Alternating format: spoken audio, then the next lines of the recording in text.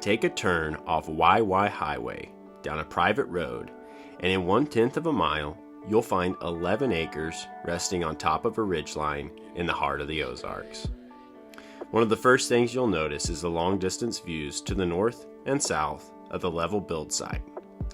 With power running through the property, established access, and proximity to town and conveniences, unrestricted acreage like this is highly sought after. Located just 10 minutes from Norwood for gas and basic needs, and under 1 hour to Springfield, Missouri, you'll find privacy in a convenient location. In walking the property, you'll find deer trails, rubs, and turkey signs everywhere, so hunting and viewing wildlife will not be a problem. The property is mostly wooded with a mix of oak and hickory. The ridgetop could be cleared for a home or cabin, leaving scattered mature oaks to surround it. From the power line, you can get a feel for the views from this property.